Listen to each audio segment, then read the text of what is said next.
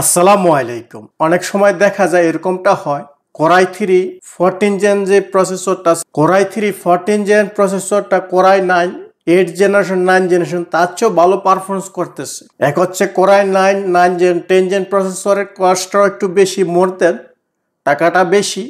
দুই হচ্ছে পারফরমেন্স হচ্ছে লো। সেক্ষেত্রে আপনি কোরাই 3 কোরাই 5 যদি 14 জেন, আপকামিংয়ে 15 জেন আসতেছে, 16 জেন 17 জেন এই ধরনের জেনারেশন প্রসেসরগুলো কিনেন, সেক্ষেত্রে মোর দেন আরও পারফরমেন্স বেশি পাবেন যাদের বাজেট লিমিটেড। আর যদি আপনার মনে হয় যে আপনার আনলিমিটেড বাজেটেড, সেক্ষেত্রে আপনি হাই রেটে মাদারবোর্ড নিতে পারেন, হাই রেটে প্রসেসর নিতে পারেন, হাই রেটে গ্রাফিক্স কার্ড নিতে পারেন।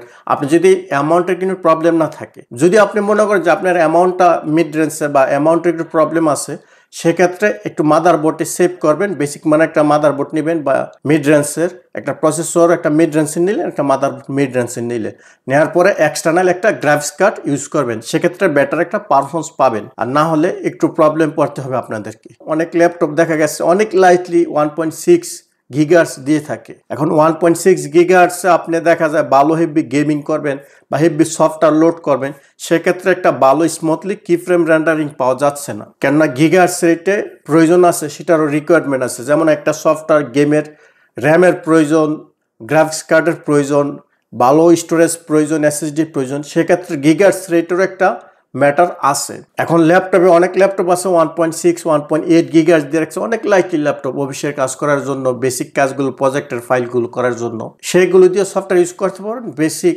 গেমিং করতে পারেন। বেসিক বা ভালো আপনার মনে হচ্ছে যে আপনি ল্যাপটপের দ্বারা হালকা গেমিং করবেন, সেক্ষেত্রে আপনাকে এই ধরনের গিগার্স রেট নিতে হবে, 2.6 গিগার্স রেট বা 2 দেন গিগার্স রেট।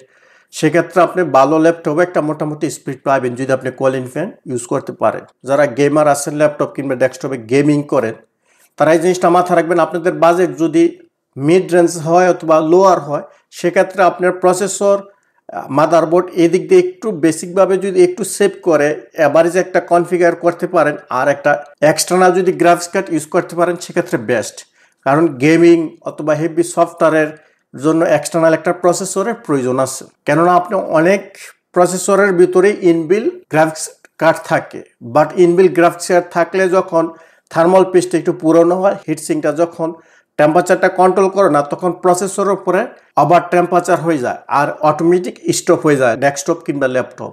সেক্ষেত্রে আপনারা চেষ্টা করুন একটা বেঞ্চমার্ক চেক করার জন্য। অনেক সফটওয়্যার আছে যে সফটওয়্যার দ্বারা আপনার কম্পিউটারের কোথাও ইস্যু আছে কিনা বা এটার স্পিড চেক করতে পারবেন, স্কোরগুলো চেক করতে পারবেন, কত আসে এটার স্পিডটা কতটুকু, সেই সফটওয়্যার দিয়ে চেক করে বুঝে ভালো একটা কনফিগারেশনের ল্যাপটপ কিনবে, ডেস্কটপ কিনবেন যারা গেমার আছেন। ইনবিল যদি প্রসেসরের যদি গ্রাফিক্স কার্ড থাকে, সেটা বেসিক মাত্র কাজ করতে পারবেন। আর ওভারহিট হলে আপনার ইনবিল প্রসেসরটা প্রপারলি ওয়ার্ক করবে না। এজন্য গেমার যারা আছেন, একটু মাদারবোর্ডে একটু টাকাটা যদি সেভ করতে পারেন, অথবা প্রসেসরের অ্যাভারেজ একটা যদি কনফিগার দিয়ে আপনি এক্সটার্নাল একটা গ্রাফিক্স রাখবেন,